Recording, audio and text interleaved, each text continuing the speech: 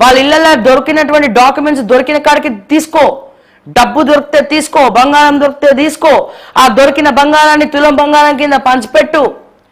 ఎంఆర్ఓలు, ఆర్డీఓలు, ఆర్ఓలు, సర్వేయర్లు, ఆ ఇరిగేషన్ వాళ్ళు, ఇప్పుడు కొత్తగా హైడ్రాలో కొంతమంది ఆఫీసర్లు, ఈ కొంతమంది సో కాల్డ్ రిపోర్టర్స్ తయారండి. నాకు చాలా బాగా అనిపిస్తుంది. కొంతమంది ఏం చేస్తారు, కొంచెం ఒక చిన్న ఫిట్టింగ్ ఉంటే చాలు, ఆ ఫిట్టింగ్లోకి వెళ్ళి ఇట్లా డబ్బులు రాబెట్టాలి, పోతారు.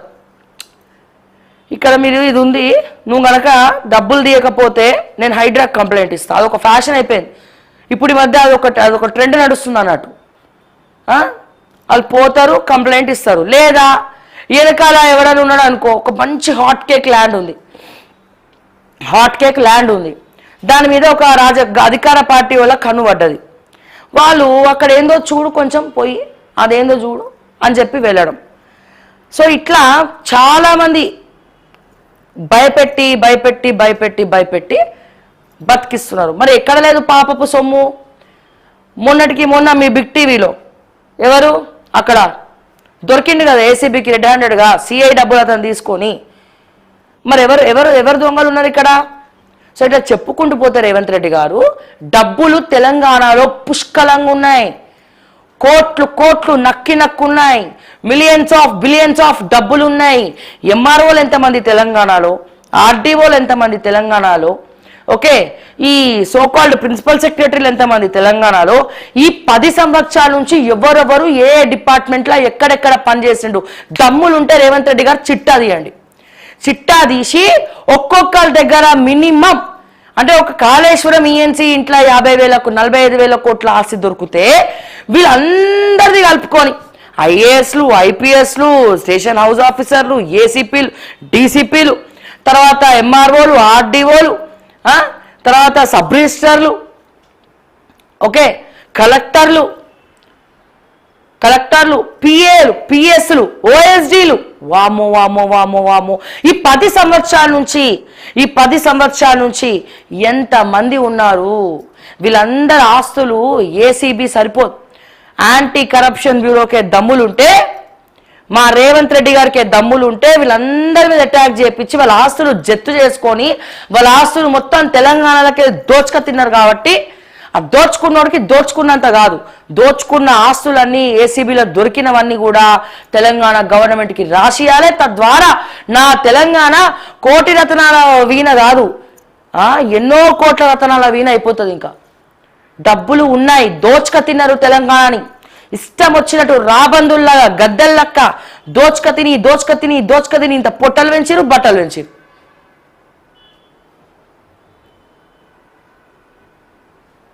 వాళ్ళనవు ఎంతసేపు తెలంగాణ దరిద్రం. తెలంగాణ వాళ్ళు ఎప్పుడు కూడా అట్లా మాట్లాడరు.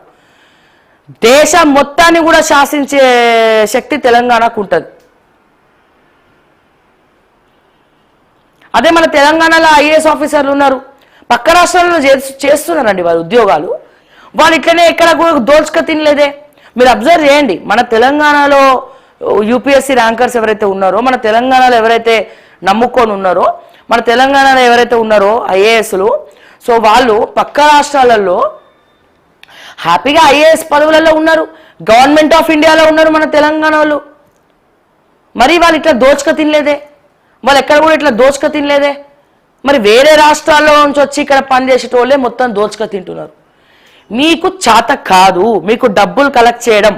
ఏం కలెక్ట్ చేయడము? మా అంటే ఆ వంశీరామ్ దగ్గర లేకపోతే ఆ ఫీనిక్స్ ఓడి దగ్గర హైడ్రాన్ పెట్టేసి 2,500 కోట్లు వేసుకున్నంత ఈజీ కాదు ఈ బ్యూరోక్రాట్స్ ఆస్తులు పట్టుకోవడం. సో ఇంకోసారి దయచేసి రేవంత్ రెడ్డి గారు ఒక ముఖ్యమంత్రి హోదాలో ఉండి తెలంగాణ లేదు, తెలంగాణ డబ్బులు కావాలంటే 4 ముక్కలుగా నరికిన రాదు, నన్ను ఎవరు నమ్మట్లే. బ్యాంకర్ కూడా ముఖ్యమంత్రిగా ఒక ముఖ్యమంత్రి స్థానంలో ఉండి ఒక ముఖ్యమంత్రికి అపాయింట్మెంట్ ఇవ్వట్లేదు ఎవడన్నా చెప్తాడా అన్న రేవంత్ అన్న? ఒక ముఖ్యమంత్రికి అపాయింట్మెంట్ ఇవ్వట్లేదు అన్నది ఎవరన్నా చెప్తారా? నేనే ఉన్నా, నువ్వు అపాయింట్మెంట్ ఇవ్వకపోయినా, కేటీఆర్ అపాయింట్మెంట్ ఇవ్వకపోయినా, కేసీఆర్ అపాయింట్మెంట్ ఇవ్వకపోయినా, ఎవరు అపాయింట్మెంట్ ఇవ్వకపోయినా వీళ్ళు అపాయింట్మెంట్లు ఇస్తారని రచ్చ చేస్తా. ఆ పిఏలు ఒక్కసారి ఫోన్ లేపకపోతే 100 సార్లు దెప్పి పొడుస్తా ఫోన్ లేపట్లేదని. కోర్స్ 50 సార్లు అంటే ఒక ఛానల్ పెట్టి ప్రజా సమస్యల కోసం మాట్లాడుతూ ఎనాలిసిస్ చేస్తూ మాట్లాడుతూ మరి మీరు అపాయింట్మెంట్లు ఇవ్వకపోతే నేనే ఇన్ని రకాలుగా ఇన్నిసార్లు చెప్తా ఉంటే మరి ఒక ముఖ్యమంత్రి స్థానంలో ఉన్నటువంటి నువ్వు ఒక బ్యాంకర్ అపాయింట్మెంట్ ఇవ్వట్లేదని చెప్తుంటే నవ్వాలనా ఏడవాలనా? చిన్న పిల్లలు అయితే కాదు. ఇంత కష్టపడి పైకొచ్చి ఇంత కష్టపడి ముఖ్యమంత్రి పదవి తీసుకొచ్చి ఇష్టం వచ్చినట్టు ఎందుకు చేస్తున్నారో అర్థం కావట్లే. మీకు సలహాలు వేం నరేందర్ రెడ్డి గారు ఇస్తున్నారా, మరి ఇంకే నరేందర్ రెడ్డి గారు ఇస్తున్నారో తెలియట్లే. మీరు చేసే జీరో కథలకు కేసీఆర్ హీరో లెక్క కనబడుతుంది అందరికి. సో ఎవరి వైఫల్యం ఇది? ఒకసారి చూడండి. ఈరోజు ప్రధాన అంశాలు ప్రధాన పత్రికలలో అన్ని అవే వార్తలు. ఒక ముఖ్యమంత్రి స్థానంలో ఉన్న రేవంత్ రెడ్డి గారు బ్యాంకర్లు అపాయింట్మెంట్లు ఇవ్వట్లేదని మాట్లాడుతూ ఉన్నారు. ఇది ఎంత సిగ్గుచేటు అనేది ఒకసారి ఆలోచించుకోవాలి కదా. ముఖ్యమంత్రికి అపాయింట్మెంట్ ఇవ్వకపోవడం ఏందండి? ముఖ్యమంత్రికి అపాయింట్మెంట్ ఇవ్వకపోవడం ఏంటి? బ్యాంకర్లు అడిగితే ఎక్కడన్నా కని విని వెరిగినమా? ముఖ్యమంత్రికి అపాయింట్మెంట్ ఇవ్వట్లేదని ఎవడన్నా ప్రెస్ మీట్లో చెప్పుకుంటారా? అపాయింట్మెంట్ ఇవ్వకపోతే అపాయింట్మెంట్ ఇచ్చేలాగా చేసుకోవాలి. గది కదా, ఆ కసి ఉండాలి. అంతేగాని ముఖ్యమంత్రి నాకు అపాయింట్మెంట్ ఇవ్వట్లే, నేను 4 ముక్కలుగా నరికినా, మరి మీ ఆస్తులు పెట్టండి. నేనేమంటున్నా, ముఖ్యమంత్రి దగ్గర నుంచి, మంత్రుల దగ్గర నుంచి, ఎమ్మెల్యేల దగ్గర నుంచి తెలంగాణలో 119 నియోజకవర్గాలకు సంబంధించినటువంటి ఎమ్మెల్యేలు, మంత్రులు, అట్లాగే ముఖ్యమంత్రి ఎవ్వరు కూడా జీతం తీసుకోవడానికి వీల్లేదు. ఎవరు కూడా జీతాలు తీసుకోకండి. తెలంగాణ అప్పుల పాలైంది కదా, మీకు ఎందుకండి జీతాలు? ఎందుకు జీతాలు? జీవితాలు నాశనం అవుతా ఉంటే జీతాలతో ఏం పని మీకు? ఆల్రెడీ మీ బిజినెస్లు ఉన్నాయి కదా. కోమటిరెడ్డి గారికి బిజినెస్లు ఉన్నాయి, రాజగోపాల్ రెడ్డి గారికి బిజినెస్లు ఉన్నాయి, ఉత్తమ్ కుమార్ రెడ్డి గారికి ఇన్వెస్ట్మెంట్లు ఉన్నాయి. అడిగితే ఎక్కడున్నాయంటే తీసుకొచ్చి చూపించాల్సి వస్తుంది. మళ్ళీ జాగ్రత్త. బట్టి గారికి ఇన్వెస్ట్మెంట్లు ఉన్నాయి. ఆయన ఎక్కడెక్కడనో పోతా ఉన్నారు. వాళ్ళ వైఫ్ వాళ్ళ ఎక్కడెక్కడనో వెళ్ళి ఇన్వెస్ట్మెంట్లు పెట్టొస్తా ఉన్నారు. ఓకే, ఇన్వెస్ట్మెంట్లు ఉన్నాయి. రేవంత్ రెడ్డి గారికి ఉన్నాయి, వాళ్ళ అన్నదమ్ములకు ఉన్నాయి, అందరికి ఉన్నాయి. మరి మీకు ఎందుకు జీతాలు?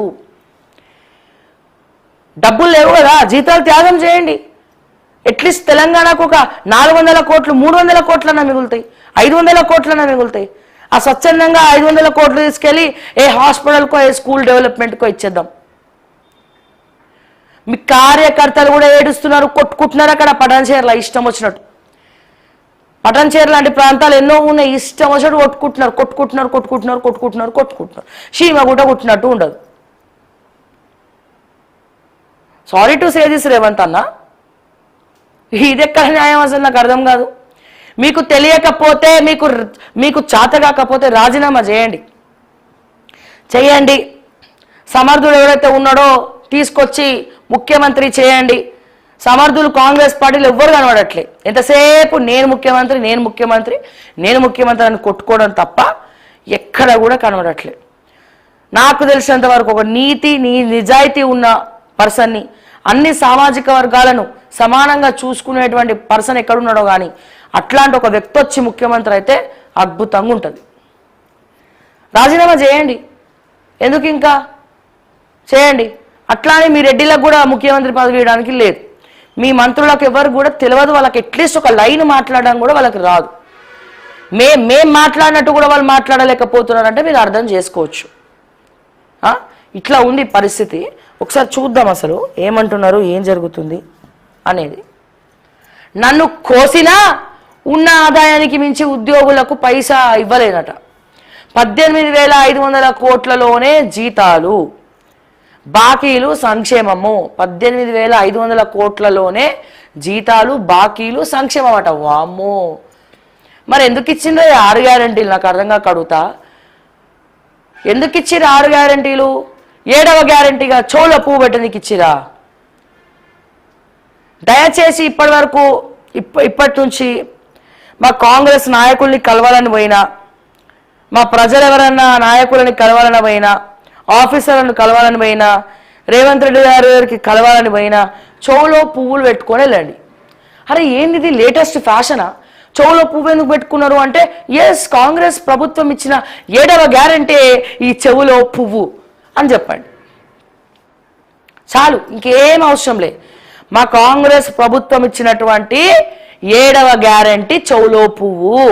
రేవంత్ రెడ్డి గారి దగ్గరికి పోయినా, జైపాల్ రెడ్డి దగ్గరికి పోయినా, అయోధ్య రెడ్డి గారి దగ్గరికి పోయినా, లేకపోతే ఇంకో రెడ్డి దగ్గరికి పోయినా, లేకపోతే ఆ కోమటిరెడ్డి గారి దగ్గరికి పోయినా, రాజగోపాల్ రెడ్డి గారి దగ్గరికి పోయినా, మీనాక్షి నటరాజన్ గారి దగ్గరికి పోయినా, సునీల్ కనుగోలు ఎక్కడున్నాడండి? సునీల్ కనుగోలు కనబడతలేడు మనలో మనమాట. అసలు వేరే సునీల్ కనుగోలు ఇంకా ఏ రాష్ట్రాన్ని ముంచుదామని బయలుదేరిండు?